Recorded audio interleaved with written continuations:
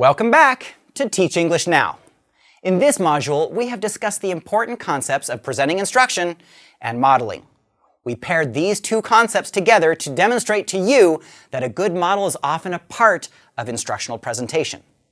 In the last video, I demonstrated how verbal instruction, like describing how to make a paper airplane, while important, are often powerfully influenced by a model.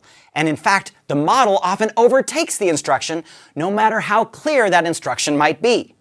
Now, let's see our teachers in action as they demonstrate different principles and methods of modeling.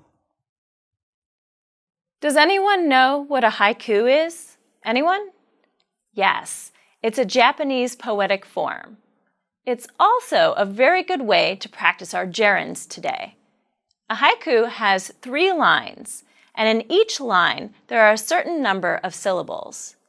The first line has 5 syllables, the second line has 7 syllables, and the third line is like the first.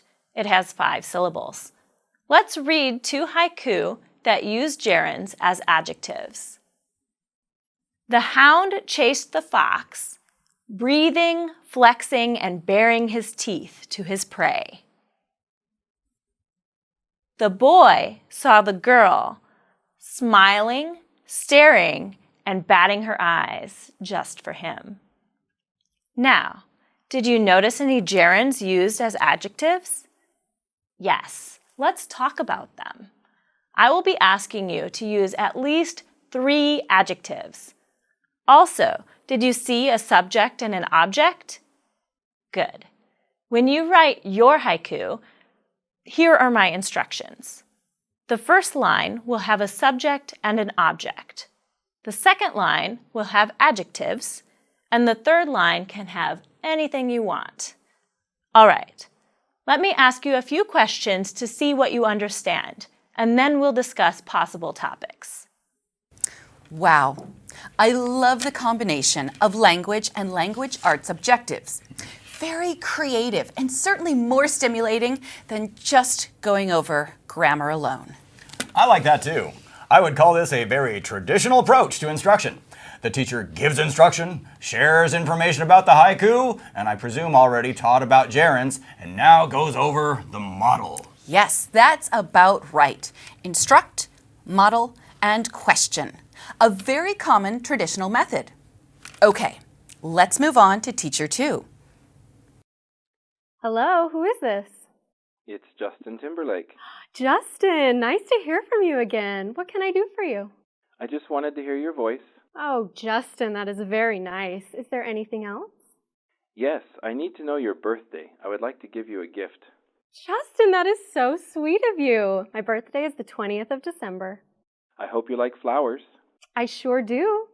See you later at your next concert. I will have tickets for you like always. So students, this was a dialogue between me and my best friend, Justin. I will be inviting you to write a phone dialogue as well between you and your favorite celebrity. There are 3 things I want to see in your dialogue.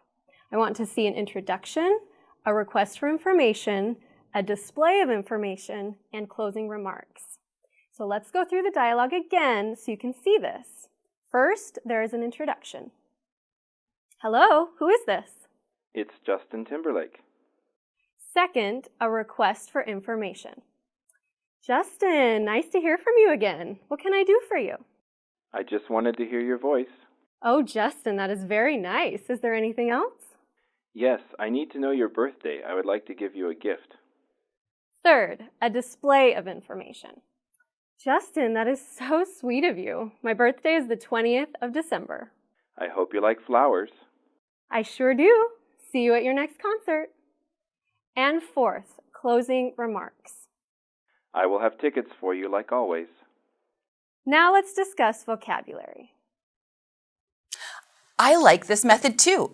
I like how it begins with just a model instead of giving instruction, and a little twist on the traditional approach. I like it too. You know how much I love models. The teacher shared the model, then gave instruction, and then broke down the model more slowly. Model, instruction, and then model with instruction. Very clear. Shall we watch Teacher 3? All right. Okay, so we've just got done reading a story about a woman who was unable to learn English. So I know there are some emotions in class, and I felt the same way. I felt bad for this woman. So let's all imagine now that we have an opportunity to communicate with her and give her some advice. So eventually what you're going to be doing is writing a letter to this woman.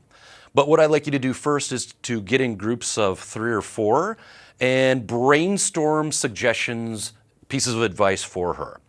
Ultimately, tonight, for your homework, you will actually write a letter to this person detailing 2 or 3 of the pieces of advice or suggestions that you have for her. So tomorrow you will bring in a rough draft, and I will put you in groups and you will do a peer review. You're going to look at each other's letters and then give some advice as well.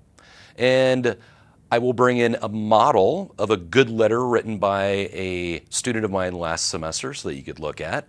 And eventually, by the end of the week, you will bring in a final copy of the letter with your suggestions to this woman.